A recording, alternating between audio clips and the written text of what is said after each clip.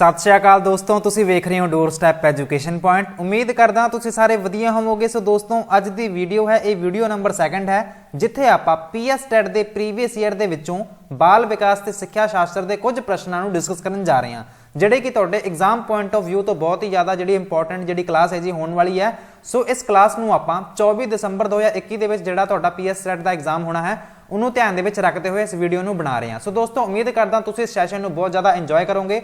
सो दोस्तों तुहाडा बहुता समा ना खराब करते हुए आपां करदे हां इस वीडियो नूं शुरू। वीडियो शुरू करन तो पहलां जेकर तुसीं अपने इस चैनल ते नवे हो, इस चैनल नूं सबसक्राइब नहीं किया है तो प्लीज़ इहनूं सबसक्राइब कर लिओ जी, ते आउण वालियां वीडियोज़ नूं मिस ना करन लई जिहड़ा बैल आइकन है वो भी प्रेस जरूर कर लिओ। अज दी अपनी जिहड़ी क्लास होने वाली है जी वो बाईलिंगुअल दे विच होएगी, भाव पंजाबी ते अंग्रेजी दोवां दे विच ही होएगी। ते दोस्तों ये पेपर 1 ते पेपर 2 लई दोवां लई ही जिहड़ी क्लास है जी यूजफुल है। सो दोस्तों शुरू करते हैं अज दी अपनी वीडियो नूं। जिहड़ा अज दा अपना पहला प्रश्न है उहदा नाम है inclusion of children with special needs. So ये अपना 16th प्रश्न है। कल आप कुछ 15 का क्वेश्चन डिस्कस कर ले सके। सो दोस्तों ये जी सीरीज है जी ये तुहाडे एग्जाम तक चलेगी, जिहड़े कि तुहाडे एग्जाम पॉइंट ऑफ व्यू तो काफ़ी ज़्यादा हैल्पफुल होएगी।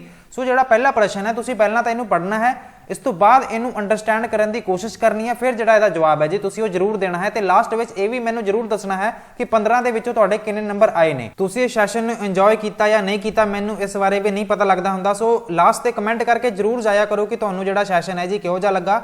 जेकर तुहानूं होर भी कोई फीडबैक वगैरह जे तुसीं चाहुंदे हो कि मैं कुछ इस सैशन दे विच चेंजेस लियावां ते तुसीं भी कमेंट बॉक्स दे विच दस सकते हो। सो दोस्तों पहलां तां आपां प्रश्न पढ़ते हैं तो फिर इहदा जवाब वेखदे हैं भी जवाब की हो सकता है।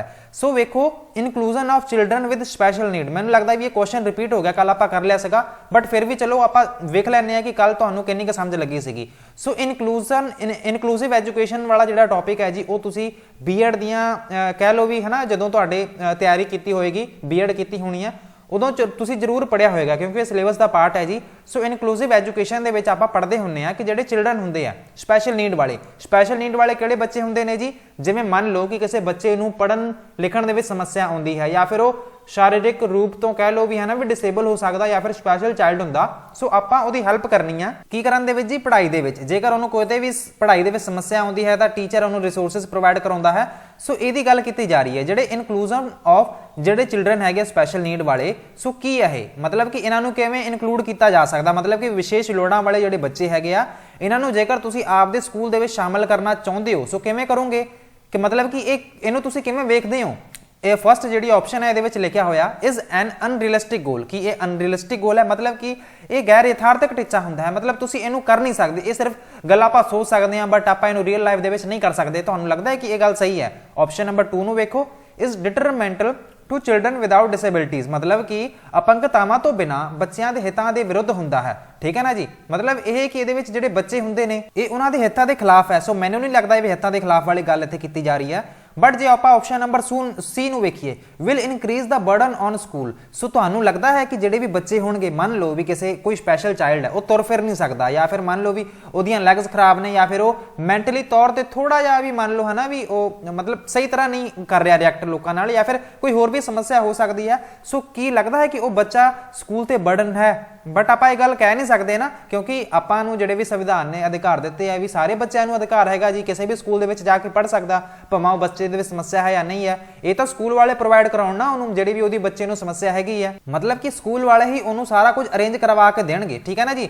मतलब कि ऑप्शन नंबर स्कूलों उत्ते बोझ वधेगा या फिर option number D require a change in attitude content and approach to teaching, क्योंकि कई इहो ਜਿਹੇ भी लोग हुंदे ने जिहड़े कि उन्हां नाल नम्रतापूर्वक व्यवहार है जिहड़ा वो नहीं करते, मतलब कि उन्हां नाल चंगे तरीके नाल उन्हां नूं बच्चों नाल ट्रीट नहीं करते। सो तुहानूं की चाहिदा है जी जिहड़ा आपदा एटीट्यूड है उन्होंने चेंज करो। ठीक है ना जी, जिहड़ी एक अप्रोच है टीचिंग की, अप्रोच ऑफ टीचिंग का की मतलब है जी जिहड़ा तरीका पहलां तुसीं नॉर्मल बच्चों लई अपना रहे सी, मान लो कल नूं एक बच्चा तुहाडी क्लास दे विच आ गया जिहड़ा कि सुन नहीं सकता या फिर कह लो भी उन्होंने विकदा है नहीं गा चंगी तरह, तुसीं की करोगे फिर तुसीं इहनूं वड्डे वड्डे अखरां नाल लिख के विखाओगे। जेकर उन्होंने नहीं सुणदा सीगा तुसीं उन्होंने होर भी बहुत सारे इहो ਜਿਹੇ ਜਿਹੜੇ कि टीचिंग मैथड हैगे आ तुसीं ਉਹ यूज़ करोगे जिहदे नाल उन्होंने वध तो वध जिहड़ा भी कंटेंट तुसीं प्रोवाइड करा रहे हो वो समझ लगे। सो ऑप्शन नंबर जिहड़ा D है जी यही तुहाडा सही जवाब होएगा। इहदे विच की लिखिया होया require a change in attitude content and approach to teaching, मतलब कि रवैये में तब्दीली की लोड़ पवेगी तो अध्यापन की समग्री की है तो पहुँच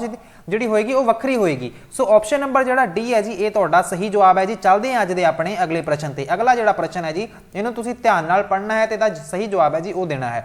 a child with hearing impairment ਤੋਂ ਕੀ ਭਾਵ ਹੈ ਜੀ, ਸੁਣਨ ਦੇ ਪੱਖੋਂ ਅਪੰਗ ਬੱਚਾ ਜਿਹੜਾ ਹੁੰਦਾ ਹੈ, ਜਿਹੜਾ ਕਿ ਬੱਚਾ ਸੁਣ ਨਹੀਂ ਸਕਦਾ, ਜਿਹੜਾ ਬੱਚਾ ਸੁਣ ਨਹੀਂ ਸਕਦਾ, ਠੀਕ ਹੈ ਨਾ ਜੀ, ਸੁਣਨ ਦੇ ਪੱਖੋਂ ਅਪੰਗ ਬੱਚਾ ਹੈ, ਮਤਲਬ ਜਾਂ ਫਿਰ ਸਮਝ ਲਓ ਕਿ ਉਹਨੂੰ ਘੱਟ ਸੁਣਦਾ ਹੋਵੇ ਜਾਂ ਫਿਰ ਉਹਨੂੰ ਬਿਲਕੁਲ ਹੀ ਨਹੀਂ ਸੁਣ ਰਿਹਾ। ਸੋ ਉਹਨਾਂ ਬੱਚਿਆਂ ਨੂੰ ਤੁਸੀਂ ਕਲਾਸ ਦੇ ਵਿੱਚ ਕਿਵੇਂ ਟ੍ਰੀਟ ਕਰ ਸਕਦੇ ਹੋ, ਤੁਹਾਨੂੰ ਇਹ ਪ੍ਰਸ਼ਨ ਪੁੱਛਿਆ ਜਾ ਰਿਹਾ। ਸੋ ਆਪਸ਼ਨ ਨੰਬਰ ਜੇ ਤੁਸੀਂ ਫਸਟ ਵੇਖਦੇ ਹੋ, should be sent only to a school for a hearing impaired and not to a regular school। ਮਤਲਬ ਇਹਦਾ ਕੀ ਹੈ ਜੀ, ਇਹਦਾ ਮਤਲਬ ਇਹ ਹੈ ਕਿ ਤੁਸੀਂ ਜਿਹੜਾ ਬੱਚਾ ਸੁਣ ਨਹੀਂ ਸਕਦਾ ਤੁਸੀਂ ਉਹਨੂੰ ਕਿੱਥੇ ਭੇਜੋਗੇ, ਸੁਣਨ ਦੇ ਪੱਖੋਂ ਅਪੰਗ ਬੱਚਿਆਂ ਦੇ ਸਕੂਲ ਭੇਜਣਾ ਚਾਹੀਦਾ ਹੈ, ਸਧਾਰਨ ਸਕੂਲ ਨਹੀਂ ਭੇਜਣਾ ਚਾਹੀਦਾ ਹੈ। ਮਤਲਬ ਇਹ ਕਹਿ ਰਿਹਾ ਕਿ ਤੁਸੀਂ ਉਹਨੂੰ ਸਿਰਫ ਸਪੈਸ਼ਲ ਵੀ ਸਕੂਲ ਭੇਜੋ, ਠੀਕ ਹੈ ਨਾ ਜੀ, ਮਤਲਬ ਕਿ ਤੁਸੀਂ ਉਹਨੂੰ ਸਪੈਸ਼ਲ ਸਕੂਲ ਭੇਜੋ, ਰੈਗੂਲਰ ਜਿਹੜੇ ਸਕੂਲ ਹੁੰਦੇ ਨੇ ਜਿੱਥੇ ਆਮ ਬੱਚੇ ਪੜ੍ਹਦੇ ਨੇ ਤੁਸੀਂ ਉੱਥੇ ਨਾ ਭੇਜੋ। ਕੀ ਤੁਹਾਨੂੰ ਲੱਗਦਾ ਹੈ ਇਹ ਸਹੀ ਜਵਾਬ ਹੋ ਸਕਦਾ ਹੈ? ਜਾਂ ਫਿਰ option number B, will not be benefit from academic education only and should be given a vocational training instead। ਮਤਲਬ ਇਹ ਕਿ ਅਕਾਦਮਿਕ ਸਿੱਖਿਆ ਲਾਭਕਾਰੀ ਨਹੀਂ ਹੋਵੇਗੀ, ਇਸ ਦੀ ਥਾਂ ਕਿੱਤਾ ਮੁਖੀ ਸਿਖਲਾਈ ਦੇਣੀ ਚਾਹੀਦੀ ਹੈ। ਵੋਕੇਸ਼ਨਲ ਟ੍ਰੇਨਿੰਗ ਤੁਹਾਨੂੰ ਸਾਰਿਆਂ ਨੂੰ ਪਤਾ, ਵੋਕੇਸ਼ਨਲ ਟ੍ਰੇਨਿੰਗ ਦੇ ਵਿੱਚ ਆਪਾਂ ਬੱਚਿਆਂ ਨੂੰ ਕੁਝ ਇਹੋ ਜਿਹਾ ਕੰਮ ਕਾਰਜ ਵਾਲਾ ਮਤਲਬ ਕਿ ਕਲਾਸਿਸ ਵਗੈਰਾ ਲਗਾਉਂਦੇ ਆ, ਜਿਹਦੇ ਨਾਲ ਕੀ ਹੋਏਗਾ, ਬੱਚਾ ਬਾਅਦ ਵਿੱਚ ਨਾ ਕੋਈ ਆਪਦਾ ਸੈਲਫ ਡਿਪੈਂਡੈਂਟ ਹੋ ਜਾਏਗਾ, ਠੀਕ ਹੈ ਨਾ ਜੀ, ਆਤਮ ਨਿਰਭਰ ਹੋ ਜਾਏਗਾ। ਮਤਲਬ ਕਿ ਉਹਨੂੰ ਬਾਅਦ ਵਿੱਚ ਪੜ੍ਹਨ ਦੀ ਵੀ ਨਹੀਂ ਲੋੜ ਪੈਣੀ, ਕਿ ਉਹਨੂੰ ਕੋਈ ਕੰਮ ਸਿਖਲਾ ਦਿੱਤਾ ਜਾਏਗਾ। ਸੋ ਉਹਦੇ ਬਾਅਦ ਮਤਲਬ ਕਿ ਉਹ ਆਪ ਹੀ ਸੈਲਫ ਇੰਪਲੋਇਡ ਹੋ ਜਾਏਗਾ। ਮਤਲਬ ਉਹਨੂੰ ਇਹ ਕਿਹਾ ਜਾ ਰਿਹਾ ਕਿ ਬੱਚੇ ਨੂੰ ਸਿੱਖਿਆ ਨਾ ਦਿੱਤੀ ਜਾਵੇ, ਉਹਨੂੰ ਵੋਕੇਸ਼ਨਲ ਟ੍ਰੇਨਿੰਗ ਦਿੱਤੀ ਜਾਵੇ। ਤੁਹਾਨੂੰ ਲੱਗਦਾ ਵੀ ਇਹ ਗੱਲ ਸਹੀ ਹੈ? ਜਾਂ ਫਿਰ ਆਪਸ਼ਨ ਨੰਬਰ ਸੀ, can do very well in regular school, it's suitable facilitation and resources are provided. ਮਤਲਬ ਇਹ ਕਿ ਸਧਾਰਨ ਸਕੂਲ ਵਿੱਚ ਚੱਲ ਸਕਦਾ ਹੈ ਜੇ ਢੁਕਵੀਆਂ ਸਹੂਲਤਾਂ ਅਤੇ ਸਰੋਤ ਪ੍ਰਦਾਨ ਕੀਤੇ ਜਾਣ, ਠੀਕ ਹੈ ਨਾ ਜੀ। ਮਤਲਬ ਇਹ ਕਿ ਜੇ ਬੱਚੇ ਨੂੰ ਆਪਾਂ ਪ੍ਰੋਪਰ ਜਿਹੜੇ ਰਿਸੋਰਸਿਸ ਹੈਗੇ ਆ, ਮੰਨ ਲਓ ਕਿ ਬੱਚੇ ਨੂੰ ਜੇ ਘੱਟ ਸੁਣ ਰਿਹਾ ਤੇ ਆਪਾਂ ਜਿਹੜਾ ਬਲੈਕ ਬੋਰਡ ਜਾਂ ਫਿਰ ਗ੍ਰੀਨ ਬੋਰਡ ਹੈ ਉੱਥੇ ਚੰਗੀ ਤਰ੍ਹਾਂ ਲਿਖ ਸਕਦੇ ਆ ਨਾ, ਉਹਨੂੰ ਕੁਝ ਆਡੀਓ ਡਿਵਾਈਸਿਸ ਵਗੈਰਾ ਵੀ ਆਪਾਂ ਦੇ ਸਕਦੇ ਆ, ਜਿਹਦੇ ਨਾਲ ਉਹਨੂੰ ਹਨਾ ਵੀ ਕਿ ਉਹ ਚੰਗੀ ਤਰ੍ਹਾਂ ਉਹਨੂੰ ਸੁਣਨ ਨੂੰ ਮਿਲੇ। ਜੇਕਰ ਬੱਚੇ ਨੂੰ ਥੋੜਾ ਸੁਣ ਰਿਹਾ ਹੈ, ਫਿਰ ਜੇਕਰ ਉਹਨੂੰ ਬਿਲਕੁਲ ਨਹੀਂ ਸੁਣ ਰਿਹਾ ਫਿਰ ਤਾਂ ਆਪਾਂ ਉਹਨੂੰ ਵਿਖਾ ਸਕਦੇ ਹਾਂ, ਹਨਾ ਜੀ, ਆਪਾਂ ਉਹਨੂੰ ਪ੍ਰਿੰਟਡ ਮਟੀਰੀਅਲ ਵੱਧ ਤੋਂ ਵੱਧ ਪ੍ਰੋਵਾਈਡ ਕਰਵਾ ਸਕਦੇ ਹਾਂ, ਜਾਂ ਫਿਰ ਆਪਾਂ ਉਹਨੂੰ ਇਸ਼ਾਰਿਆਂ ਨਾਲ ਵੀ ਬੱਚੇ ਨੂੰ ਸਮਝਾ ਸਕਦੇ ਹਾਂ। ਤੇ ਦੋਸਤੋ ਇੱਕ ਗੱਲ ਹੋਰ ਵੀ ਪੀਐਸ ਟੈਟ ਤੋਂ ਤੁਹਾਨੂੰ ਬਹੁਤਾ ਡਰਨ ਦੀ ਲੋੜ ਨਹੀਂ ਹੈਗੀ। ਮਤਲਬ ਕਿ ਤੁਸੀਂ ਜਿੰਨੇ ਵੀ ਇੱਥੇ ਜਵਾਬ ਦੇਣੇ ਆ ਨਾ ਉਹ ਸਾਰੇ ਪੋਜ਼ਿਟਿਵ ਹੋਣ। ਮਤਲਬ ਕਿ ਜਿਵੇਂ ਕਿ ਪਹਿਲੀ ਆਪਸ਼ਨ ਵੇਖੋ, ਇੱਥੇ ਪਹਿਲੇ ਇਹਨਾਂ ਨੇ ਨੋਟ ਲਿਖਿਆ ਹੋਇਆ ਵੀ ਰੈਗੂਲਰ ਸਕੂਲ ਦੇ ਵਿੱਚ ਆਪਾਂ ਨਹੀਂ ਭੇਜਾਂਗੇ, ਤੁਸੀਂ ਤਾਂ ਫਿਰ ਇਹਨੂੰ ਐਵੇਂ ਹੀ ਐਲੀਮੀਨੇਟ ਕਰ ਸਕਦੇ ਹੋ ਨਾ। ਸੋ ਆਪਸ਼ਨ ਨੰਬਰ ਇਹਨੂੰ ਆਪਾਂ ਛੱਡਦੇ ਹਾਂ। ਹੁਣ ਆਪਾਂ ਵੇਖਦੇ ਹਾਂ ਕਿ ਆਪਸ਼ਨ ਨੰਬਰ ਸੀ ਦੀ ਗੱਲ ਕੀਤੀ ਜਾ ਰਹੀ ਹੈ ਕਿ ਸਧਾਰਨ ਸਕੂਲ ਵਿੱਚ ਚੱਲ ਸਕਦਾ ਹੈ ਜੇ ਢੁਕਵੀਆਂ ਸਹੂਲਤਾਂ ਅਤੇ ਸਰੋਤ ਪ੍ਰਦਾਨ ਕੀਤੇ ਜਾਣ। ਸੋ ਇਹ ਆਪਾਂ ਨੂੰ ਕੁਝ ਹੱਦ ਤੱਕ ਸਹੀ ਲੱਗ ਰਿਹਾ ਹੈ, ਬਟ ਆਪਾਂ ਇਹਨੂੰ ਐਵੇਂ ਸਿੱਧਾ ਜਵਾਬ ਨਹੀਂ ਦੇਣਾ, ਆਪਾਂ ਫੋਰਥ ਆਪਸ਼ਨ ਵੀ ਵੇਖਾਂਗੇ। ਕਈ ਵਾਰ ਹੁੰਦਾ ਕੀ ਹੈ ਵੀ ਪੀਐਸ ਟੈਟ ਜਾਂ ਫਿਰ ਸੀਟੈਟ ਦੇ ਐਗਜ਼ਾਮ ਦੇ ਵਿੱਚ ਤੁਸੀਂ ਬਾਕੀ ਦੀਆਂ ਆਪਸ਼ਨਾਂ ਨੂੰ ਵੇਖਦੇ ਨਹੀਂ, ਜਿਹੜੀਆਂ ਕਿ ਕਈ ਵਾਰ ਬਾਕੀ ਆਪਸ਼ਨਾਂ ਵੀ ਸਹੀ ਹੋ ਸਕਦੀਆਂ ਹੁੰਦੀਆਂ ਹੈਗੀਆਂ, ਕਿਉਂਕਿ ਜੇਕਰ ਤੁਸੀਂ ਚਾਰੇ ਆਪਸ਼ਨਾਂ ਪੜ੍ਹੋਗੇ ਨਾ ਮੈਕਸਿਮਮ ਟਾਈਮ ਤੁਹਾਨੂੰ ਚਾਰੇ ਹੀ ਸਹੀ ਲੱਗਦੇ ਹੁੰਦੇ ਆ, ਬਟ ਤੁਸੀਂ ਚੂਜ਼ ਕੀ ਕਰਨਾ ਹੁੰਦਾ, ਜਿਹੜਾ ਕਿ ਸਾਰਿਆਂ ਨਾਲੋਂ ਸਹੀ ਜਵਾਬ ਹੋਵੇ, ਬੈਸਟ ਜਵਾਬ ਹੋਵੇ। ਹੁਣ ਵੇਖਦੇ ਹਾਂ ਜੀ ਫੋਰਥ ਆਪਸ਼ਨ ਦੇ ਵਿੱਚ ਗੱਲ ਕੀਤੀ ਜਾ ਰਹੀ ਹੈ, will never be able to perform on a par with classmate in a regular school. ਇਹਦੇ ਮਤਲਬ ਕਿ ਭੇਦਭਾਵ ਵਾਲੀ ਗੱਲ ਕੀਤੀ ਜਾ ਰਹੀ ਹੈ, ਜਿੱਥੇ ਕਿ ਮੈਂ ਸਮਝ ਪਾ ਰਿਹਾ ਕਿ ਸਧਾਰਨ ਸਕੂਲ ਵਿੱਚ ਹੋਰ ਬੱਚਿਆਂ ਵਰਗੀ ਕਾਰਗੁਜ਼ਾਰੀ ਕਦੇ ਨਹੀਂ ਵਿਖਾ ਸਕੇਗਾ। ਕੀ ਇਹ ਗੱਲ ਤੁਹਾਨੂੰ ਲੱਗਦਾ ਸਹੀ ਹੈ? ਮਤਲਬ ਕਿ ਜਿਹੜਾ ਬੱਚਾ ਹੈ, ਇੱਥੇ ਗੱਲ ਇਹ ਕਹਿ ਰਿਹਾ ਕਿ ਜਿਹੜਾ ਚਾਈਲਡ ਹੈ ਨਾ, ਜਿਹਨੂੰ ਸੁਣਨ ਦੇ ਵਿੱਚ ਸਮੱਸਿਆ ਹੈਗੀ ਹੈ, ਵੀ ਤੁਸੀਂ ਉਹਨਾਂ ਨੂੰ ਬਾਕੀ ਨਾਰਮਲ ਸਟੂਡੈਂਟਾਂ ਨਾਲ ਨਾ ਭੇਜੋ, ਵੀ ਉਹ ਆਪਦੀ ਜਿਹੜੀ ਕਾਰਗੁਜ਼ਾਰੀ ਹੈ ਮਤਲਬ ਕਿ ਉਹ ਆਪਦਾ ਜਿਹੜਾ ਕੰਮ ਹੈ ਉਹ ਕਦੇ ਨਹੀਂ ਕਰ ਪਾਏਗਾ। ਕੀ ਇਹ ਗੱਲ ਠੀਕ ਹੈ? ਬਿਲਕੁਲ ਨਹੀਂ, ਕਿਉਂਕਿ ਇਹ ਤਾਂ ਬੱਚੇ ਨੂੰ ਭੇਦਭਾਵ ਭਰੀਆਂ ਅੱਖਾਂ ਨਾਲ ਵੇਖ ਰਹੀ ਹੈ ਨਾ। ਸੋ ਇਹ ਆਪਸ਼ਨ ਵੀ ਗਲਤ ਹੋਏਗੀ। ਬਟ ਜੇ ਆਪਾਂ ਆਪਸ਼ਨ ਨੰਬਰ ਸੀ ਨੂੰ ਵੇਖੀਏ, ਇਹ ਤੁਹਾਡਾ ਜਵਾਬ ਸਹੀ ਹੋਏਗਾ ਕਿ ਮਤਲਬ ਕਿ ਉਹ ਸਟੱਡੀ ਦੇ ਵਿੱਚ ਬਹੁਤ ਵਧੀਆ ਕਰ ਸਕਦਾ ਹੈ, ਠੀਕ ਹੈ ਨਾ ਜੀ। ਮਤਲਬ ਸਟੱਡੀ ਦੇ ਵਿੱਚ ਉਹ ਬਹੁਤ ਵਧੀਆ ਕਰ ਸਕਦਾ ਹੈ ਜੇਕਰ ਉਹਦੀ ਹੈਲਪ ਕੀਤੀ ਜਾਵੇ। ਸੋ ਸਧਾਰਨ ਸਕੂਲ ਵਿੱਚ ਚੱਲ ਸਕਦਾ ਹੈ ਜੇ ਢੁਕਵੀਆਂ ਸਹੂਲਤਾਂ ਅਤੇ ਸਰੋਤ ਉਹਨੂੰ ਪ੍ਰਦਾਨ ਹੈਗੇ ਜੀ ਉਹ ਕੀਤੇ ਜਾਣ। ਸੋ ਆਪਸ਼ਨ ਨੰਬਰ ਸੀ ਕੀ ਹੈ ਜੀ, ਇਹ ਤੁਹਾਡਾ ਸਹੀ ਜਵਾਬ ਹੋਏਗਾ। ਚੱਲਦੇ ਹਾਂ ਜੀ ਅੱਜ ਦੇ ਆਪਣੇ ਅਗਲੇ ਪ੍ਰਸ਼ਨ ਤੇ। ਅਗਲਾ ਜਿਹੜਾ ਪ੍ਰਸ਼ਨ ਹੈ ਜੀ, which of the following is a characteristics of a gifted learner। Gifted learner ਕਿਹੜੇ ਹੁੰਦੇ ਨੇ ਜੀ? ਸੋ ਇਹਦੇ ਬਾਰੇ ਵੀ ਆਪਾਂ ਗੱਲ ਕਰ ਲੈਂਦੇ ਆ। ਨਿਮਨ ਦਰਜ ਵਿੱਚੋਂ ਕਿਹੜੇ ਹੋਣਹਾਰ ਬੱਚੇ ਦੇ ਲੱਛਣ ਹੁੰਦਾ ਹੈ? ਵੈਸੇ ਦੋਸਤੋ ਇਹ ਵੀ ਤੁਸੀਂ ਜ਼ਰੂਰ ਚੈਪਟਰ ਪੜ੍ਹਿਆ ਹੋਏਗਾ ਬੀਐਡ ਦੇ ਵਿੱਚ। ਗਿਫਟਡ ਸਟੂਡੈਂਟ ਉਹ ਹੁੰਦੇ ਨੇ ਜਿਹੜੇ ਕਿ ਕੋਈ ਜ਼ਿਆਦਾ ਹੀ ਐਕਸਟਰਾ ਆਰਡੀਨਰੀ ਕੁਆਲਿਟੀਜ਼ ਰੱਖਦੇ ਨੇ। ਮਤਲਬ ਕਿ ਜੇ ਕੋਈ ਆਪਾਂ ਉਹਨੂੰ ਟਾਸਕ ਦਿੰਨੇ ਆ ਜੀ, ਉਹ ਛੇਤੀ ਤੋਂ ਛੇਤੀ ਸੋਲਵ ਕਰ ਦਿੰਦੇ ਆ ਜੀ, ਜਾਂ ਫਿਰ ਕਹਿ ਲਓ ਵੀ ਬਾਕੀ ਬੱਚਿਆਂ ਦੇ ਵਿੱਚ ਵੀ ਹੈ ਨਾ ਉਹਨਾਂ ਦੀ ਐਡਜਸਟਮੈਂਟ ਨਹੀਂ ਹੋ ਪਾਉਂਦੀ ਹੁੰਦੀ, ਤੇ ਕਈ ਵਾਰ ਆਪਾਂ ਨੂੰ ਵੀ ਸਮਝਣ ਦੇ ਵਿੱਚ ਵੀ ਦਿੱਕਤ ਆਉਂਦੀ ਹੈ। ਸੋ ਆਪਾਂ ਨੂੰ ਕੀ ਕਰਨਾ ਚਾਹੀਦਾ ਹੈ ਜੀ, ਉਹਨਾਂ ਨੂੰ ਸਮਝ ਕੇ ਆਪਾਂ ਉਹਨਾਂ ਨੂੰ ਕਾਫੀ ਮਟੀਰੀਅਲ ਵਗੈਰਾ ਪ੍ਰੋਵਾਈਡ ਕਰਾਉਂਦੇ ਹੁੰਦੇ ਆ, ਜਿਹਦੇ ਕਰਕੇ ਉਹ ਬੋਰ ਨਾ ਹੋਣ। ਹੁਣ ਆਪਾਂ ਆਪਸ਼ਨਾਂ ਨੂੰ ਪੜ੍ਹ ਕੇ ਵੇਖਦੇ ਹਾਂ ਵੀ ਕਿਹੜਾ ਜਵਾਬ ਸਹੀ ਹੋਏਗਾ। ਸੋ ਆਪਸ਼ਨ ਨੰਬਰ ਏ ਦੇ ਵਿੱਚ ਲਿਖਿਆ ਹੋਇਆ ਹੀ ਗੈਟ ਐਗਰੈਸਿਵ ਐਂਡ ਫਰਸਟ੍ਰੇਟਡ, ਵੀ ਉਹ ਬੱਚਾ ਜਿਹੜਾ ਹੈ ਆਕਰਮਣਕਾਰੀ ਅਤੇ ਉਪਰਾਮ ਹੋਵੇਗਾ, मतलब कि वो बच्चे ਨੂੰ ਖਿਜ ਬਹੁਤ ਚੜਦੀ ਹੁੰਦੀ ਹੈ। ਕੀ ਲੱਗਦਾ ਤੁਹਾਨੂੰ ਕਿ ਗਿਫਟਡ ਜਿਹੜੇ ਸਟੂਡੈਂਟ ਹੁੰਦੇ ਨੇ, ਲਰਨਰ ਹੁੰਦੇ ਨੇ, ਵੀ ਉਹਨਾਂ ਨੂੰ ਗੁੱਸਾ ਬਹੁਤ ਆਉਂਦਾ ਹੁੰਦਾ? ਤੇ ਦੂਜੀ ਜਿਹੜੀ ਆਪਸ਼ਨ ਹੈ ਇਹਦੇ ਵਿੱਚ ਇਹ ਕਿਹਾ ਜਾ ਰਿਹਾ ਕਿ he can feel under stimulated and bored if the class activities are not challenging enough, ਵੀ ਜੇ ਕਲਾਸ ਦੇ ਕਾਰਜ ਚੁਣੌਤੀ ਭਰੇ ਨਹੀਂ ਹੋਣਗੇ ਤਾਂ ਉਹ उत्तेजनाहीन ਅਤੇ ਅਕੇਵਾਂ ਮਹਿਸੂਸ ਕਰੇਗਾ। मतलब कि बच्चा बोर हो जाएगा जेकर ਉਹਨੂੰ ਵਧੀਆ मतलब ਚੈਲੰਜਿੰਗ ਟਾਸਕ ਨਹੀਂ ਮਿਲ ਰਹੇ। ਚੈਲੰਜਿੰਗ ਟਾਸਕ ਦਾ ਕੀ मतलब ਹੈ? मतलब ਮੰਨ ਲਓ ਕਿ ਜਿਹੜੇ ਕਲਾਸ ਦੇ ਜਿਹੜੇ ਸਾਹਮਣੇ ਉਹ ਤਾਂ ਨਾਰਮਲੀ ਉਹ ਕਰ ਦੇ ਰਿਹਾ, ਠੀਕ ਹੈ ਨਾ ਜੀ, ਉਹ ਕਰਨ ਤੋਂ ਬਾਅਦ ਆਪਾਂ ਉਹਨੂੰ ਹੋਰ ਔਖੇ ਸਮ ਦੇ ਰਹੇ ਹਾਂ, मतलब ਉਹਦੇ ਲਈ ਚੈਲੰਜਿੰਗ ਹੋ ਗਏ ਨਾ। ਸੋ ਕੀ ਤੁਹਾਨੂੰ ਲੱਗਦਾ ਹੈ ਕਿ ਸੈਕੰਡ ਆਪਸ਼ਨ ਰਾਈਟ ਹੈ ਜਾਂ ਫਿਰ option number C, he is highly temperamental? Temperamental ਤੋਂ ਕੀ ਭਾਵ ਹੈ ਜੀ? ਉਹ ਆਪਣੀ ਮਨਮਰਜ਼ੀ ਕਰੇਗਾ, ਉਹਨੂੰ ਗੁੱਸਾ ਬਹੁਤ ਆ ਜਾਂਦਾ। ਸੋ ਇਹ ਜਵਾਬ ਸਹੀ ਹੋਏਗਾ। ਜਾਂ ਫਿਰ option number D, he engages in ritualistic behaviour like hand flapping, rocking etcetera, ਉਹ ਹੱਥ ਉਛਾਲਣ ਅਤੇ ਇੱਧਰ ਉੱਧਰ ਹਿੱਲਣ ਦੇ ਕਰਮ ਕਾਂਡ ਵਿੱਚ ਰੁੱਝੇਗਾ। ਸੋ ਦੋਸਤੋ ਦੱਸੋ ਕਿਹੜਾ ਜਵਾਬ ਇੱਥੇ ਸਹੀ ਹੋਏਗਾ ਜੀ? ਜੇਕਰ ਮੈਂ ਇੱਥੇ ਵੇਖਾਂ, ਸੋ ਇੱਥੇ ਮੈਂ ਸਹੀ ਜਵਾਬ ਦੇਣ ਜਾ ਰਿਹਾ ਜੀ। ਇੱਥੇ ਜਿਹੜਾ ਸਹੀ ਜਵਾਬ ਹੈ ਉਹ ਹੈ ਆਪਸ਼ਨ ਨੰਬਰ ਬੀ। मतलब ਇਹ ਕਿ ਜਿਹੜੇ ਗਿਫਟਡ ਸਟੂਡੈਂਟ ਹੁੰਦੇ ਆ ਨਾ ਜੀ, ਉਹ ਕਾਫੀ ਇੰਟੈਲੀਜੈਂਟ ਹੁੰਦੇ ਨੇ। ਜਿਹੜਾ ਵੀ ਉਹਨਾਂ ਨੂੰ ਕੁਐਸਚਨ ਦਿੱਤਾ ਜਾਂਦਾ ਹੈ ਸੋ ਉਹ ਸੋਲਵ ਕਰ ਦਿੰਦੇ ਨੇ। मतलब कि ਆਪਾਂ ਜਦੋਂ ਕਲਾਸ ਦੇ ਵਿੱਚ ਬੱਚਿਆਂ ਨੂੰ ਪੜਾਉਂਦੇ ਆ, ਆਪਾਂ ਤਾਂ ਫਿਰ ਜਿਹੜੇ ਵੀਕ ਸਟੂਡੈਂਟ ਹੁੰਦੇ ਨੇ ਜਾਂ ਫਿਰ ਕਹਿ ਲਓ ਜਿਹੜੇ ਸਲੋ ਲਰਨਰ ਹੁੰਦੇ ਨੇ ਉਹਨਾਂ ਨੂੰ ਧਿਆਨ ਦੇ ਵਿੱਚ ਰੱਖ ਕੇ ਆਪਾਂ ਟੀਚ ਕਰਦੇ ਆ। ਬਟ ਆਪਾਂ ਫਿਰ ਗਿਫਟਡ ਲਰਨਰਸ ਨੂੰ ਵੀ ਧਿਆਨ ਦੇ ਵਿੱਚ ਰੱਖਣਾ ਪੈਂਦਾ ਨਾ। ਸੋ ਉਹਨਾਂ ਨੂੰ ਧਿਆਨ ਦੇ ਵਿੱਚ ਰੱਖਦੇ ਹੋਏ ਆਪਾਂ ਨੂੰ ਕੀ ਕਰਾਂਗੇ? ਜੇਕਰ ਆਪਾਂ ਉਹਨਾਂ ਨੂੰ ਚੈਲੰਜਿੰਗ ਟਾਸਕ ਨਾ ਦੇਵਾਂਗੇ ਫਿਰ ਉਹ ਕਲਾਸ ਦੇ ਵਿੱਚ ਬੋਰ ਹੋ ਜਾਣਗੇ। ਸੋ ਇਹ ਗੱਲ ਬਿਲਕੁਲ ਸਹੀ ਹੈ ਜੀ। ਸੋ ਆਪਸ਼ਨ ਨੰਬਰ ਜਿਹੜਾ ਬੀ ਹੈ ਜੀ, ਇਹ ਤੁਹਾਡਾ ਸਹੀ ਜਵਾਬ ਹੈ। ਸੋ ਚੱਲਦੇ ਹਾਂ ਜੀ ਬੀ ਆਪਸ਼ਨ ਨੂੰ ਤੁਸੀਂ ਟਿਕ ਕਰ ਸਕਦੇ ਹੋ। ਆਪਸ਼ਨ ਨੰਬਰ ਬੀ ਤੇ ਟਿਕ ਲਗਾਓ ਤੇ ਚੱਲਦੇ ਹਾਂ ਅਗਲੇ ਪ੍ਰਸ਼ਨ ਤੇ। ਅਗਲਾ ਜਿਹੜਾ ਪ੍ਰਸ਼ਨ ਹੈ ਜੀ, ਇਹਦੇ ਵਿੱਚ ਤੁਹਾਨੂੰ ਇਹ ਪੁੱਛਿਆ ਜਾ ਰਿਹਾ, a few student in your class are exceptionally bright, you will teach them, ਵੀ ਤੁਹਾਡੀ ਕਲਾਸ ਵਿੱਚ ਕੁਝ ਵਿਦਿਆਰਥੀ ਵਿਲੱਖਣ ਯੋਗਤਾ ਵਾਲੇ ਹਨ, ਉਹਨਾਂ ਨੂੰ ਤੁਸੀਂ ਕਿਵੇਂ ਪੜਾਓਗੇ? ਵਿਲੱਖਣ ਯੋਗਤਾ ਤੋਂ ਕੀ ਮਤਲਬ ਹੈ ਜੀ? ਠੀਕ ਹੈ ਨਾ ਜੀ, ਵਿਲੱਖਣ ਯੋਗਤਾ ਤੋਂ ਤੁਸੀਂ ਕੀ ਸਮਝਦੇ ਹੋ? ਆਪਾਂ ਵੇਖਦੇ ਹਾਂ ਕਿ ਜਿਹੜੇ ਸਟੂਡੈਂਟ ਹੈਗੇ ਆ ਯੋਰ ਕਲਾਸ ਆਰ ਐਕਸੈਪਸ਼ਨਲੀ ਬ੍ਰਾਈਟ, मतलब कि ਕੁਝ ਜ਼ਿਆਦਾ ਹੀ ਬ੍ਰਾਈਟ ਹੈਗੇ ਆ, ਤੁਸੀਂ ਉਹਨਾਂ ਨੂੰ ਕਿਵੇਂ ਪੜਾਓਗੇ? along with the class, along with the higher class, by using enriched program only when they want, ठीक है ना जी। विद्यार्थी विलक्षण योग्यता वाले ਉਹੀ ਬ੍ਰਾਈਟ ਸਟੂਡੈਂਟ ਹੁੰਦੇ ਨੇ। ਗਿਫਟਡ ਸਟੂਡੈਂਟ ਦੀ ਹੀ ਗੱਲ ਕੀਤੀ ਜਾ ਰਹੀ ਹੈ ਜੀ ਇੱਥੇ, ਜਿਹੜੇ ਕਿ ਬਾਅਦ ਵਿੱਚ ਹਾਇਰ ਸਰਵਿਸਿਜ਼ ਦੇ ਵਿੱਚ ਜਿਵੇਂ ਕਿ UPSC ਹੋ ਗਿਆ, ਇਹੋ ਜਿਹੇ ਜਿਹੜੇ ਐਗਜ਼ਾਮ ਕਲੀਅਰ ਕਰਨ ਵਾਲੇ ਜਿਹੜੇ ਲੋਕ ਹੁੰਦੇ ਆ ਨਾ ਜੀ, ਉਹ ਬ੍ਰਾਈਟ ਸਟੂਡੈਂਟ ਹੀ ਹੁੰਦੇ ਆ, ਜਾਂ ਫਿਰ ਕਹਿ ਲਓ ਵੀ ਗਿਫਟਡ ਸਟੂਡੈਂਟ ਹੁੰਦੇ ਆ, ਜਿਹੜੇ ਕਿ ਤੁਹਾਨੂੰ ਕਲਾਸ ਦੇ ਵਿੱਚ ਵੀ ਬਹੁਤ ਹੀ ਘੱਟ ਮਾਤਰਾ ਦੇ ਵਿੱਚ ਵੇਖਣ ਨੂੰ ਮਿਲਦਾ ਹੈ। ਜਿਵੇਂ ਕਿ ਮੰਨ ਲਓ ਵੀ ਸਕੂਲ ਦੇ ਵਿੱਚ 400-500 ਬੱਚੇ ਆ, ਉਹਦੇ ਵਿੱਚ ਤੁਹਾਨੂੰ ਇੱਕ ਅੱਧਾ ਬੱਚਾ ਵੇਖਣ ਨੂੰ ਮਿਲੇਗਾ ਜਿਹੜਾ ਇਹ ਹੁੰਦਾ ਹੈ। ਸੋ ਇਹਦੇ ਵਿੱਚ ਦੱਸੋ ਤੁਸੀਂ ਕੀ ਕਰੋਗੇ? ਵੀ ਕੀ ਤੁਸੀਂ ਉਹਨਾਂ ਦੇ ਨਾਲ ਕਲਾਸ ਦੇ ਨਾਲ ਹੀ ਪੜਾਓਗੇ ਜਾਂ ਫਿਰ ਹਾਇਰ ਕਲਾਸਿਸ ਦੇ ਨਾਲ ਪੜਾਓਗੇ ਜਾਂ ਫਿਰ ਯੂਜ਼ਿੰਗ ਐਨਰਿਚਡ ਪ੍ਰੋਗਰਾਮ ਨਾਲ, मतलब कि ਵਧੇਰੇ ਸਮੱਗਰੀ ਵਾਲੇ ਪ੍ਰੋਗਰਾਮ ਵਰਤ ਕੇ ਪੜਾਓਗੇ ਜਾਂ ਫਿਰ ਕੇਵਲ ਉਦੋਂ ਤੱਕ ਜਦੋਂ ਤੱਕ ਉਹ ਚਾਹਣਗੇ? ठीक है ना जी। सो ऑप्शन नंबर जे आप डी वेखिए कि यह सही हो सकता है, नहीं सही हो सकता। क्यों? क्योंकि बच्चे तो ना समझ है जी, उन्होंने तो नहीं पता कि उन्होंने पढ़ना है या नहीं पढ़ना है, आप उन्होंने गाइड करना ना। सो जो वो तो कहेंगे भी सानू कदे ना पढ़ाया जाए, फिर की तुसी कदे ना पढ़ाओगे। सो ऑप्शन नंबर डी का तुसी एलिमिनेट कर सकते हो ये नाल। जे आप गल करिए ऑप्शन नंबर बी दी, उचेरी क्लास नाल, उचेरी क्लास नाल सही नहीं होएगा। जे आप वेखिए along with the class, along with the class तो आप पढ़ा ही रहे हैं ना, फिर आप उन्होंने किवें लभांगे, मतलब कि आपको पता किवें लगेगा, क्योंकि आप स्लो लर्नर नूं भी नाल पढ़ा रहे हैं, ब्राइट नूं भी नाल पढ़ा रहे हैं। फिर जिहड़ा ब्राइट स्टूडेंट होएगा फिर उहदे ते कुछ खास फर्क पैना नहीं। आप उन्होंने किवें पढ़ा सकते हैं? आप उन्होंने होर एनरिच्ड प्रोग्राम, मतलब कि आप उन्होंने वधेरे सामग्री प्रोवाइड करावांगे। मतलब यह कि आप कुछ उन्होंने होर मटीरियल मैगजीन्स वगैरह या फिर होर भी जिहड़े कि रिफ्रैशमेंट टाइप, मतलब कि स्टडी की गल कर रहा मैं कि हुण होर भी काफ़ी जिहड़े बुक्स है आ स्टडी मटीरियल प्रोवाइड करावांगे, जिहदे करके वो बच्चा बोर नहीं होएगा ते आपदा जिहड़ा कह लो भी ਉਹਦੀ ਜਿਹੜੀ ਗਿਫਟਡ ਜਿਹੜੀਆਂ ਕੁਆਲਿਟੀਜ਼ ਹੈਗੀਆਂ ਵੀ ਉਹਨਾਂ ਨੂੰ ਯੂਜ਼ ਵੀ ਕਰ ਸਕੇਗਾ। ਸੋ ਆਪਸ਼ਨ ਨੰਬਰ ਜਿਹੜਾ ਸੀ ਕੀ ਹੈ ਜੀ, ਇਹ ਤੁਹਾਡਾ ਸਹੀ ਜਵਾਬ ਹੋਏਗਾ। ਆਪਸ਼ਨ ਨੰਬਰ ਸੀ ਨਾਲ ਚੱਲਾਂਗੇ ਜੀ। Option number C is the right answer, ਵਧੇਰੇ ਸਮੱਗਰੀ ਵਾਲੇ ਪ੍ਰੋਗਰਾਮ ਵਰਤ ਕੇ। ਚੱਲਦੇ ਹਾਂ ਜੀ ਅਗਲੇ ਪ੍ਰਸ਼ਨ ਤੇ। ਅਗਲਾ ਜਿਹੜਾ ਪ੍ਰਸ਼ਨ ਹੈ ਜੀ, ਅਗਲੇ ਪ੍ਰਸ਼ਨ ਨੂੰ ਵੇਖਦੇ ਹਾਂ। ਅ ਪ੍ਰੋਬਲਮ ਚਾਈਲਡ ਏਜ, ਸਮੱਸਿਆਵਾਂ ਵਾਲਾ ਵਿਗੜਿਆ ਬੱਚਾ ਕੌਣ ਹੁੰਦਾ ਹੈ? ਤੁਸੀਂ ਸੋਚ ਕੇ ਦੱਸੋ ਤੇ ਕਿਹੜਾ ਜਵਾਬ ਸਹੀ ਹੋਏਗਾ।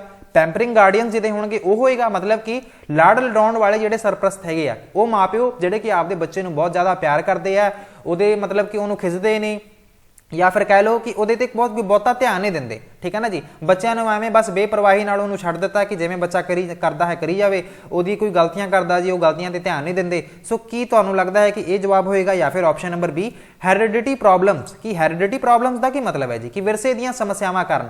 ਹੈਰੀਡਿਟੀ ਬਾਰੇ ਆਪਾਂ ਕੱਲ ਵੀ ਗੱਲ ਕੀਤੀ ਸੀਗੀ। ਮੰਨ ਲਓ ਕਿ ਜਿਹੜੇ ਮਾਪਿਓ ਹੁੰਦੇ ਨੇ ਉਹਨਾਂ ਦੇ ਜਿਹੜੇ ਕੁਝ ਫੀਚਰਸ ਹੈਗੇ ਆ ਜਾਂ ਫਿਰ ਕੁਝ ਉਹਨਾਂ ਦੇ ਗੁਣ ਹੈਗੇ ਆ, ਉਹ ਜਦੋਂ ਬੱਚੇ ਦੇ ਵਿੱਚ ਆ ਜਾਣ ਉਹਨਾਂ ਨੂੰ ਆਪਾਂ ਹੈਰੀਡਿਟੀ ਪ੍ਰੋਬਲਮਸ ਕਹਿੰਦੇ ਆ। ਸੋ ਪ੍ਰੋਬਲਮ ਚਾਈਲਡ ਕੋਈ ਜ਼ਰੂਰੀ ਨਹੀਂ ਕਿ ਹੈਰੀਡਿਟੀ ਦੇ ਥਰੂ ਹੀ ਮਿਲੀ ਹੋਵੇ ਜਾਂ ਫਿਰ IQ ਪ੍ਰੋਬਲਮਸ ਕਰਕੇ ਉਹ ਬੱਚਾ ਪ੍ਰੋਬਲਮ ਚਾਈਲਡ ਹੈ, ਸਮੱਸਿਆਵਾਂ ਵਾਲਾ ਵਿਗੜਿਆ ਬੱਚਾ ਹੈ, ਜਾਂ ਫਿਰ ਸਰੀਰਕ ਸਮੱਸਿਆਵਾਂ ਕਰਕੇ ਉਹ ਵਿਗੜਿਆ ਬੱਚਾ ਹੈ। ਸਰੀਰਕ ਸਮੱਸਿਆਵਾਂ ਕਰਕੇ ਕੋਈ ਬੱਚਾ ਕਿਵੇਂ ਵਿਗੜ ਸਕਦਾ ਹੈ? ਸੋ ਇਹ ਆਪਸ਼ਨ ਤਾਂ ਗਲਤ ਹੋਗੀ ਜੀ। ਜੇ ਆਪਾਂ ਵੇਖੀਏ ਆਪਸ਼ਨ ਨੰਬਰ ਸੀ ਨੂੰ, IQ ਪ੍ਰੋਬਲਮਸ ਕਰਕੇ, IQ ਦੀ ਪ੍ਰੋਬਲਮ ਕਰਕੇ ਬੱਚਾ ਪ੍ਰੋਬਲਮ ਕਿਵੇਂ ਕ੍ਰੀਏਟ ਕਰ ਸਕਦਾ ਹੈ? ਇਹ ਵੀ ਮੈਨੂੰ ਕੁਝ ਠੀਕ ਨਹੀਂ ਲੱਗ ਰਿਹਾ। ਆਪਸ਼ਨ ਨੰਬਰ ਸੀ ਦੀ ਵੀ, ਜੇ ਬੀ ਦੀ ਵੀ ਗੱਲ ਕਰਾਂ, ਇਹਦੇ ਵਿੱਚ ਕਿਹਾ ਜਾ ਰਿਹਾ ਹੈ ਕਿ ਵਿਰਸੇ ਦੀਆਂ ਸਮੱਸਿਆਵਾਂ ਕਾਰਨ ਕੀ ਬੱਚਾ ਮਤਲਬ ਜਨਮ ਤੋਂ ਹੀ ਉਹ ਪ੍ਰੋਬਲਮ ਚਾਈਲਡ ਬਣ ਕੇ ਆਉਂਦਾ। ਬਿਲਕੁਲ ਨਹੀਂ। ਆਪਸ਼ਨ ਨੰਬਰ ਏ ਸਹੀ ਹੈ। ਕਿਉਂ ਸਹੀ ਹੈ? ਕਿਉਂਕਿ ਜੇਕਰ ਬੱਚੇ ਆਪਦੇ ਜਿਹੜੇ ਬੱਚੇ ਹੈਗੇ ਆ, ਜੇਕਰ ਉਹਨਾਂ ਦੇ ਮਾਪਿਓ ਆਪਦੇ ਬੱਚਿਆਂ ਵੱਲ ਧਿਆਨ ਨਹੀਂ ਦਿੰਦੇ, ਲਾਡ ਪਿਆਰ ਬਹੁਤ ਕਰਦੇ ਆ, ਉਹਦੀ ਗਲਤੀਆਂ ਨੂੰ ਨਜ਼ਰ ਅੰਦਾਜ਼ ਕਰ ਦਿੰਦੇ ਆ, ਫਿਰ ਕੀ ਹੋਏਗਾ?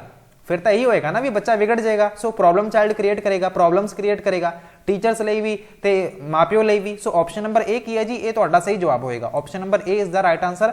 ਚੱਲਦੇ ਹਾਂ ਜੀ ਅਗਲੇ ਪ੍ਰਸ਼ਨ ਤੇ। ਅਗਲਾ ਜਿਹੜਾ ਪ੍ਰਸ਼ਨ ਹੈ ਇਹਦੇ ਵਿੱਚ ਤੁਹਾਨੂੰ ਇਹ ਪੁੱਛਿਆ ਜਾ ਰਿਹਾ, which from the following should be used to decrease minor inappropriate behavior?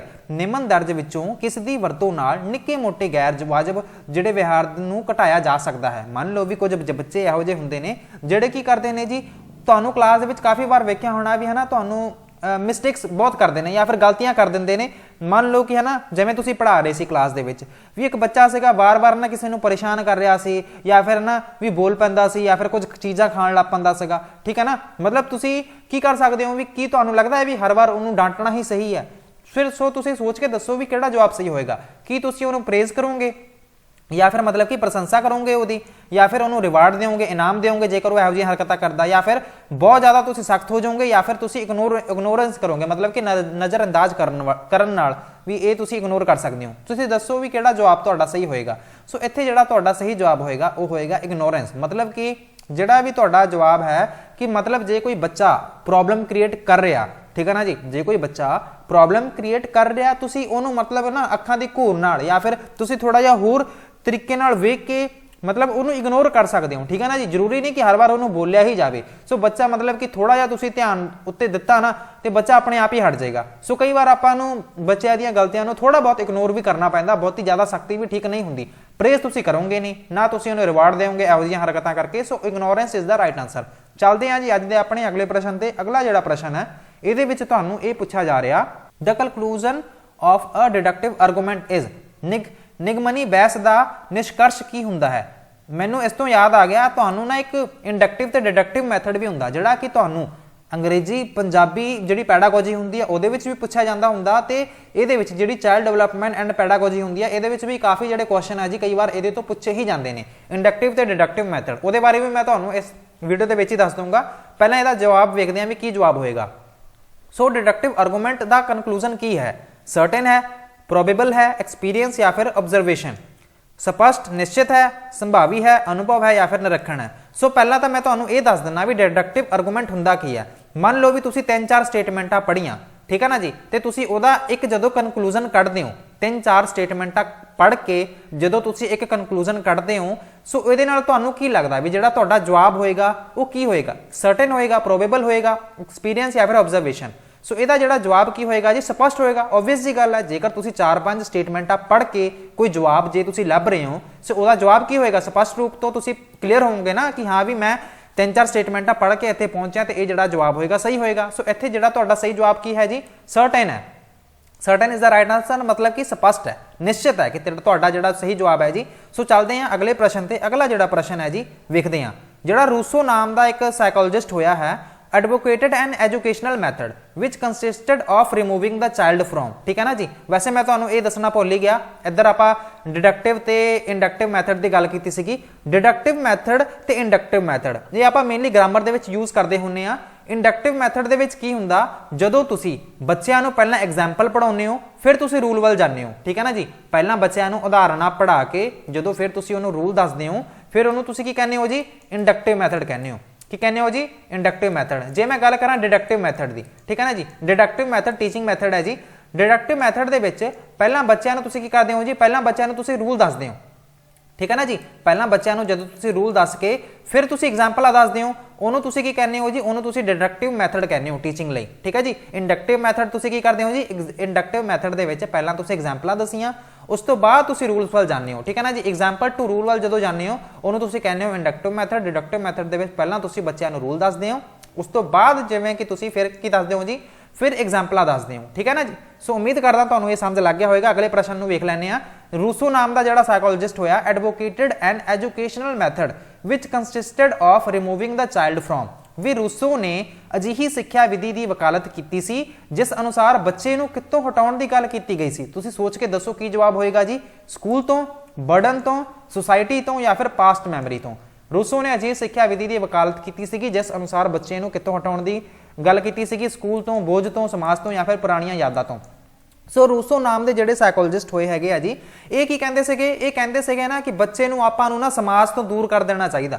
क्यों कहंदे सी कि भी बच्चा जिहड़ा है वो प्राकृतिक तरीके नाल, नैचुरल वे नाल अपने आप ही सीखेगा, है ना जी। मतलब कि ये उन्हां दे थॉट सीगे, मैं उन्हां दी गल ही दस रहा तुहानूं, ठीक है ना जी। सो इत्थे जिहड़ा तुहाडा सही जवाब की है जी सोसाइटी। मतलब वो कहंदे सीगे कि बच्चे नूं समाज तो आपां नूं अड्ड कर देना चाहिए है, बच्चे का जिहड़ा विकास है जी वो प्राकृतिक तरीके नाल होना चाहिए है। सो ऑप्शन नंबर सी है जी उन्हां दे अकॉर्डिंग कि एजुकेशनल मैथड दे विच उन्होंने ये गल कीती सीगी। चलते हैं जी अगले प्रश्न ते। अगला जिहड़ा प्रश्न है, a priori knowledge is knowledge that is known independently of, कि जिहड़ी पूर्ववर्ती जिहड़ी ज्ञान है निम्न दर्ज विचों किस तो सुतंत्र हुंदा है, ठीक है ना जी। अ प्रायर जिहड़ी नॉलेज हुंदी है, मतलब प्रायर दा जे तुहानूं मैं वैसे एक गल दसां, मतलब कि पहला वाला ज्ञान की गल की जा रही है, ठीक है ना जी। पहला वाला ज्ञान तुहानूं किस तो होएगा, एनालाइसिस तो पहला, एविडेंस तो, एक्सपीरियंस तो या फिर इन्फॉर्मेशन तो, विश्लेषण, सबूत, अनुभव या फिर सूचना तो। सो इत्थे इंडिपेंडेंटली गल कीती है, ठीक है ना जी। मतलब कि ये ज्ञान तुहानूं पहला हुंदा है, मतलब ठीक है ना जी। ये वाला ज्ञान जिहड़ा तुहानूं हुंदा है पहला, that is known independently of. So इहदा जिहड़ा सही जवाब है वह है जी एक्सपीरियंस। मतलब कि जिहड़ा ज्ञान तुहानूं एक्सपीरियंस तो पहला मिलिया होवे, ठीक है ना जी। जिहड़ा ज्ञान तुहाडे कोल एक्सपीरियंस तो पहला होवे, अनुभव तो पहला होवे, उहनूं तुसीं की कहंदे हो, उन्होंने तुसीं प्रायर नॉलेज कहने हो, ठीक है ना जी। सो इत्थे यही गल लिखी हुई है ना कि मतलब कि इंडिपेंडेंटली है, एक्सपीरियंस तो इंडिपेंडेंटली है ना, ठीक है ना जी। मतलब कि पूर्ववर्ती जिहड़ा ज्ञान है ये निम्न दर्ज विचों किस तो स्वतंत्र हुंदा है, ये अनुभव तो स्वतंत्र हुंदा है। So option number C is the right answer. चलते हैं जी अज दे अपने अगले प्रश्न ते। अगला जिहड़ा प्रश्न है ये बारे भी गल कर लैंदे आ। आ पोस्टीरियर जिहड़ा नॉलेज है is knowledge that is known by. Posterior knowledge है जी, ये जिहड़ी नॉलेज है दैट इज नोन बाय, तुसीं ये दसो कि जिहड़ी पिछलकाली ज्ञान है ये किस राही जानिया जाता है, कि एनालिसिस दे, एविडेंस, एक्सपीरियंस या फिर इन्फॉर्मेशन, विश्लेषण, सबूत, अनुभव या फिर सूचना। सो दोस्तों जिहड़ा पोस्टीरियर नॉलेज है, पोस्ट मतलब बाद की गल है, ठीक है ना जी। मतलब यह कि जिहड़ा तुहानूं एक्सपीरियंस तो बाद जिहड़ा ज्ञान मिलता है ना, एक्सपीरियंस तो बाद तुहानूं जिहड़ा ज्ञान मिलेगा उहनूं तुसीं की कहने हो, उहनूं तुसीं पोस्टीरियर नॉलेज कहने हो। सो तुहानूं हुण दस दो भी किहड़ा जवाब सही होएगा। सो ऑब्वियस जी गल है ना, option number C is the right answer. मतलब वह ज्ञान जिहड़ा कि तुहानूं एक्सपीरियंस के आधार पर मिले, ठीक है ना जी। मतलब कोई चीज़ तुसीं एक्सप्लोर की उस तो बाद जिहड़ा तुहानूं ज्ञान मिलता है उहनूं तुसीं पोस्टीरियर नॉलेज वाला जिहड़ा ज्ञान है जी वो कहने हो। पिछलकाली ज्ञान किस राही जानिया जाता है जी, अनुभव नाल जानिया जाता है। सी ते तुसीं क्लिक कर सकते हो जी, टिक कर लो। चलते हैं जी अगले प्रश्न ते। According to John Locke a child mind does not contain any. John Locke के अकॉर्डिंग जिहड़ा चाइल्ड का जिहड़ा माइंड है, ठीक है जी, वो नॉट कंटेन एनी, मतलब कि मैमरी, इमेजिनेशन, ऑब्जर्वेशन या फिर आइनेट आइडियाज। सो जॉन लॉक तुसीं ना ये जरूर पढ़िया होगा इन्हां बारे भी। ये की कहंदे सीगे जी, जॉन लॉक अनुसार बच्चे के मन में की नहीं हुंदा। सो एक टैबुला रासा की भी गल करते सीगे। मतलब ये कि जिहड़ा बच्चे का जिहड़ा है ना भी, मतलब कि बच्चा जदों आउंदा है वो खाली मतलब दिमाग लैके आउंदा, मतलब कि ਉਹਦੇ दिमाग ਦੇ ਵਿੱਚ कुछ ਹੁੰਦਾ नहीं हैगा, वो उन्हां दा कहना सी, ठीक है ना जी। मतलब कि वो एक ब्लैंक स्लेट हुंदी है, उन्हां दे वल्लों ये कहा गया सीगा जॉन लॉक द्वारा कि बच्चे दा की है जी वो ब्लैंक स्लेट है। मतलब कि तुसीं ਉਹਦੇ ते जो कुछ मर्जी लिख सकते हो, कि है जी ਉਹਦੇ ते तुसीं जो कुछ मर्जी लिख दो, मतलब कि तुसीं बच्चे नूं आप ही तैयार करते हो। सो ਇਹਦੇ अकॉर्डिंग तुसीं दसो भी किहड़ा जवाब सही हो सकता है। सो वो कहंदे सीगे कि जिहड़ा चाइल्ड दा जिहड़ा माइंड है ना does not contain any innate ideas. Innate ideas की हुंदे आ जी, जन्मजात विचार, मतलब कि जिहड़े शुरुआत दे ही जिहड़े विचार हुंदे आ वो बच्चे कोल नहीं हुंदे जॉन लॉक दे अकॉर्डिंग, ठीक है ना जी। सो ये काफ़ी बार सीटेट दे विच भी ये प्रश्न पूछा जाता हुंदा। सो ऑप्शन नंबर डी की है जी, ये तुहाडा सही जवाब है भी जन्मजात जिहड़ा विचार है ये माइंड दे विच नहीं हुंदा बच्चे दे। चलते हैं जी अगले प्रश्न ते। अगला जिहड़ा प्रश्न है, the application of ideas, knowledge and skill to achieve the desired result is called. भी इच्छित नतीजे प्राप्त करने लई विचारां, ज्ञान अते मुहारता दे वरतण नूं की कहंदे हन, ठीक है ना जी। मतलब कि तुसीं कोई सॉल्व कर रहे हो कोई चीज़, मतलब तुसीं उहदे नाल आपदे एक्सपीरियंस भी यूज़ कर रहे हो, आपदी नॉलेज यूज़ कर रहे हो, आपदे जिहड़े आइडियाज़ है भी उन्होंने भी यूज़ कर रहे हो। सो ये की है कि ये क्रिटिकल थिंकिंग है। क्रिटिकल थिंकिंग वैसे पता तुहानूं की हुंदी है, मतलब कि तुसी सारा कुछ ही सोचते होंगे ਉਹਦੇ ਵਿੱਚ भी चलो ਇਹਦੇ बारे आप गल करांगे प्रॉब्लम सॉल्विंग होएगा या फिर डिडक्टिव मैथड होएगा या फिर रीजनिंग आर्गूमेंट होएगा। डिडक्टिव मैथड तो मैनूं लगदा नहीं होएगा ना रीजन आर्गूमेंट होएगा क्योंकि तुसी ਇਹਦੇ ਵਿੱਚ कर की रहे हो एक प्रॉब्लम ही तो सॉल्व कर रहे हो ना, मतलब कि तुसी एक डिजायर्ड रिजल्ट कढ रहे हो। डिजायर्ड रिजल्ट कढण ਲਈ ਕੀ कर रहे हो जी एप्लीकेशन ऑफ आइडियाज़ कर रहे हो, नॉलेज, फिर उसके बाद स्किल ਜਿਹੜੇ ਹੈਗੇ जी तुसी ਉਹਦੀ ਵਰਤੋਂ कर रहे हो कोई एक सवाल का जवाब ਲੱਭਣ ਲਈ। सो ਇਹ ਕੀ ਹੈ जी एक प्रॉब्लम सॉल्विंग है, ठीक है ना जी, समस्या का समाधान कर रहे हो तुसी। सो ऑप्शन नंबर बी की है जी ये ਤੁਹਾਡਾ सही जवाब होएगा, समस्या समाधान कर रहे हो, ठीक है ना जी। सो ਇਹਦਾ जवाब की है जी ऑप्शन नंबर बी ਤੇ ਤੁਸੀਂ कर सकते हो टिक। चलते हैं जी अगले प्रश्न ਤੇ। अगला ਜਿਹੜਾ प्रश्न है according to the Robert Sternberg the 3 different types of required intelligence for creativity are.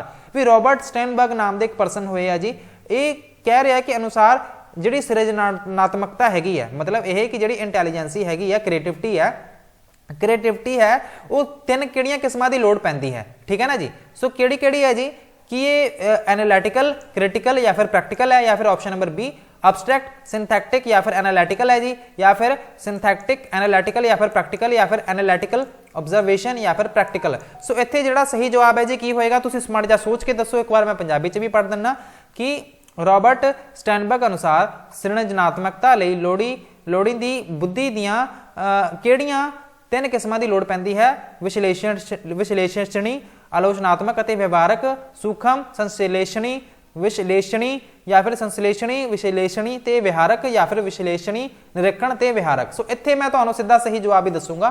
Mainly जिहड़े रॉबर्ट स्टर्नबर्ग सीगे ना, इन्हां ने तीन तरह की जिहड़ी रिक्वायर्ड जिहड़ी इंटैलीजेंस सीगी वो गल कीती सीगी। एक तां सीगी एनालिटिकल, एक सीगी प्रैक्टिकल, ठीक है ना जी। एक इन्हां ने गल कीती सीगी क्रिएटिविटी इंटैलीजेंसी की गल की सी, ठीक है ना जी। क्रिएटिव इंटैलीजेंसी की गल की सी जी कि तुहानूं इस ऑप्शन के नहीं मिलेगी। इत्थे इन्हां ने क्रिटिकल लिखा होया, ठीक है ना जी। इन्हां ने शायद क्रिएटिव लिखना सी, बट जिहड़ा लास्ट टाइम जिहड़ा पेपर होया सी ना उहदे विच इन्हां ने जिहदे विच इहनूं सही जवाब दस्सिया सीगा वो दस्सिया सीगा ऑप्शन सी नूं, बट एक्चुअल दे विच बनदा किहड़ा जवाब सीगा, एक्चुअल दे विच बनना सी इत्थे क्रिएटिव होना चाहिदा सी, ठीक है ना जी। इत्थे क्रिएटिव भी हुंदा तो फिर ऑप्शन नंबर ए हो जाना सी सही, बट इन्होंने इत्थे गलती नाल लिखता जी क्रिटिकल। सो मान लो भी मैं ये कह रहा कि इत्थे प्रैक्टिकल तो सही है, एनालिटिक भी सही है, बट इत्थे सिंथेटिक जिहड़ी क्रिएटिविटी है ना ये जेन्युइन इंटैलीजेंसी हुंदी है, ठीक है ना जी। सो ये अकॉर्डिंग तुसीं जिहड़ा सही जवाब लाना है ऑप्शन नंबर सी लाना है, बट जेकर ये अगली बार जो परीक्षा दे विच आ गया सो उत्थे तुसीं ये ध्यान रखियो भी उहदे विच एनालिटिक होवे, प्रैक्टिकल होवे ते क्रिएटिव इंटैलीजेंसी होवे, ठीक है ना जी। सो इन्हां ने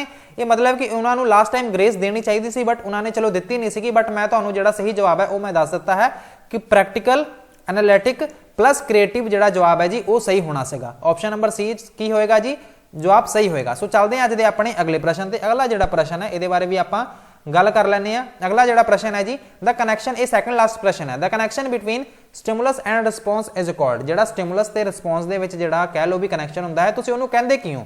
receiving accepting paradigm, stimulus response paradigm, receiving accepting bond, stimulus response bond. उत्तेजक ਅਤੇ ਪ੍ਰਤੀਕਰਮ ਵਿਚਲੇ ਸੰਬੰਧ ਨੂੰ ਕੀ ਕਹਿੰਦੇ ਹਨ? ਪ੍ਰਾਪਤ ਪ੍ਰਵਾਨ ਦਾ ਉਦਾਹਰਣ, उत्तेजक प्रतिक्रमण का उदाहरण, प्राप्त प्रमाण का संबंध या फिर उत्तेजक प्रतिक्रम का संबंध। सो इत्थे दोस्तों जिहड़ा तुहाडा सही जवाब होएगा वो होएगा स्टिमुलस रिस्पॉन्स बॉन्ड। चलो तुहानूं ये भी पूछ लैना भी स्टिमुलस रिस्पॉन्स बॉन्ड हुंदा की है।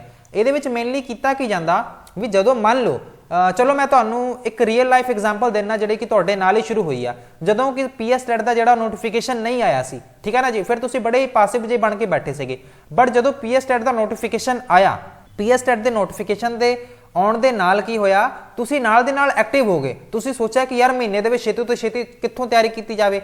मतलब यह कि जदों पीएस टेट का जिहड़ा नोटिफिकेशन है वो तुहाडे लई की सी, एक स्टिमुलस सी। तुसी ਉਹਦੇ रिस्पॉन्स ਦੇ ਵਿੱਚ ਤੁਸੀਂ ਪੜਨਾ ਸ਼ੁਰੂ ਕਰਤਾ, ठीक है ना जी। सो की कर रहे हो ਤੁਸੀਂ रिस्पॉन्स करके आ ਜਿਹੜੀਆਂ ਮੇਰੀਆਂ ਵੀਡੀਓਜ਼ ਨੇ ਤੁਸੀਂ ਇਹ ਵੇਖ ਰਹੇ ਹੋ, मतलब कि ਇਹ ਤੁਹਾਡਾ रिस्पॉन्स है। बट स्टिमुलस की सी ਜਦੋਂ सीटेट ਦਾ नोटिफिकेशन आया ਉਹ ਤੁਹਾਡੇ ਲਈ स्टिमुलस ਸੀਗਾ, ਤੁਸੀਂ ਤਿਆਰੀ ਕਰਨੀ ਸ਼ੁਰੂ ਕਰਤੀ, ਉਹ ਤੁਹਾਡਾ रिस्पॉन्स है, ठीक है ना जी। उम्मीद करदा ਤੁਸੀਂ समझ गए होने आ। सो स्टिमुलस रिस्पॉन्स बॉन्ड ਇਹ ਹੁੰਦਾ ਹੈ उत्तेजक प्रतिक्रम ਦਾ संबंध। ਇਹ जवाब होएगा जी। चलते हैं जी ਅੱਜ ਦੇ ਆਪਣੇ अगले प्रश्न ਤੇ। अगला ਜਿਹੜਾ प्रश्न है the dash the stimulus response bond the better a person has learn the lesson. उत्तेजक प्रतिक्रमण बॉन्ड जे व्यक्ति ने सबक सीख लिया होवे तां उतना प्रभाव उतना बेहतर होवेगा। मतलब यह कि जेकर पर्सन ने सीखिया है, मतलब कि जिहड़ा तुहाडा स्टिमुलस रिस्पॉन्स बॉन्ड है ਉਹ ਸਟੇਬਲ ਸੀ, ਵੀਕਰ ਸੀ, ਸਟਰੋਂਗਰ ਸੀ ਜਾਂ ਫਿਰ ਅਨਸਟੇਬਲ ਸੀ, ਜਿਹਦੇ ਕਰਕੇ ਜਿਹੜਾ ਪਰਸਨ ਸੀ ਉਹ ਬੈਟਰ ਹੋਇਆ। ਪਰਸਨ ਕੀ ਮਤਲਬ ਕਿ ਉਹਨੇ ਪਾਠ ਯਾਦ ਕਰ ਲਿਆ, ठीक है ना जी। मतलब कि ਜਿਹੜਾ पर्सन है, person has learn the lesson, मतलब कि ਉਹਨੇ ਕੋਈ ਪਾਠ ਸੀ, सबक ਸੀ, ਉਹਨੇ ਸਿੱਖ ਲਿਆ। ਕਿਵੇਂ ਸਿੱਖ ਲਿਆ ਕਿ ਜਿਹੜਾ ਇਹ ਸਟਿਮੂਲਸ ਰਿਸਪੌਂਸ ਬਾਉਂਡ ਸੀ ਉਹ ਦੱਸਣਾ ਹੈ ਕਿ ਉਹ ਸਟੇਬਲ ਸੀ, ਸਟਰੋਂਗਰ ਸੀ ਜਾਂ ਫਿਰ ਵੀਕਰ ਸੀ ਜਾਂ ਫਿਰ ਅਨਸਟੇਬਲ ਸੀ, ਸੰਤੁਲਿਤ ਸੀ, ਵਧੇਰੇ ਕਮਜ਼ੋਰ ਸੀਗਾ, ਵਧੇਰੇ ਸ਼ਕਤੀਸ਼ਾਲੀ ਸੀ ਜਾਂ ਫਿਰ ਅਸਥਿਰ ਸੀ। ਸੋ ਦੋਸਤੋ ਇੱਥੇ ਜਿਹੜਾ ਤੁਹਾਡਾ ਸਹੀ ਜਵਾਬ ਹੋਏਗਾ ਉਹ ਹੋਏਗਾ ਸਟਰੋਂਗਰ। ਸਟਰੋਂਗਰ ਕਿਉਂ ਹੋਏਗਾ? ਕਿਉਂਕਿ ਜੇਕਰ ਜਿਹੜਾ ਸਟਿਮੂਲਸ ਰਿਸਪੌਂਸ ਬਾਉਂਡ ਸੀ ਜੇਕਰ ਉਹ ਸਟਰੋਂਗਰ ਹੋਏਗਾ ਤੇ ਜਿਹੜਾ ਪਰਸਨ ਹੋਏਗਾ ਫਿਰ ਉਹ ਲੈਸਨ ਜਿਹੜਾ ਹੈ ਜੀ ਉਹ ਚੰਗੀ ਤਰ੍ਹਾਂ ਯਾਦ ਕਰ ਲਏਗਾ। ਠੀਕ ਹੈ ਨਾ ਜੀ। ਮਤਲਬ ਇਹ ਮੰਨ ਲਓ ਕਿ ਜਿਹੜਾ ਤੁਹਾਡਾ ਵੀ ਜਿਹੜਾ ਸਟਿਮੂਲਸ ਸੀ, ਜਿਵੇਂ ਕਿ ਪੀਐਸਟੈਟ ਨੋਟੀਫਿਕੇਸ਼ਨ ਵਾਲਾ ਜਿਹੜਾ ਸਟਿਮੂਲਸ ਸੀਗਾ ਉਹ ਸਟਰੋਂਗ ਸੀ, ਫਿਰ ਹੀ ਤੁਸੀਂ ਨਾ ਵੀ ਵਧੀਆ ਮਤਲਬ ਸਟਰੋਂਗਲੀ ਰਿਐਕਟ ਕੀਤਾ, ਤੁਸੀਂ ਯਾਦ मतलब कि पीएसटेट की प्रिपरेशन तैयारी करनी बहुत चंगी तरह शुरू कर दी। ठीक है ना जी। सो ਇਹਦਾ मतलब यह है कि जेकर स्टिमुलस रिस्पॉन्स बॉन्ड जे स्ट्रोंगर होएगा तो परसन जिहड़ा होएगा मतलब कि वो बैटर परफॉर्म करेगा। सो ऑप्शन नंबर सी दे नाल चलोगे तुसी, ये तुहाडा सही जवाब होएगा जी। सैशन का अज यह लास्ट प्रश्न सीगा, उम्मीद करदा सैशन नूं तुसी इंजॉय जरूर किया होगा। जेकर इंजॉय किया है तो जी सैशन को लाइक जरूर करियो। चैनल ते नवे हो, चैनल को सबसक्राइब नहीं किया है तो प्लीज़ इनू सबसक्राइब भी जरूर कर लियो जी। ते अपना जिहड़ा टैलीग्राम चैनल है उन्होंने भी तुसी ज्वाइन कर सकते हो, जिसका नाम है डोर स्टैप एजुकेशन पॉइंट। बाकी दोस्तों जेकर तुहाडा कोई फीडबैक होवे तुसी वो भी जरूर दस्सिओ कि तुहानू होर की कुछ चाहिए है, मतलब कि इस वीडियो दे विच मैं की होर चेंजेस लैके आवां, सो तुहानू मैं बैटर तरीके नाल जिहड़ा कंटेंट है जी, मटीरियल है जी, वो मैं प्रोवाइड करा सकां। सो इजाजत दिओ मैनू जी। Thank you so much for watching. God bless you all.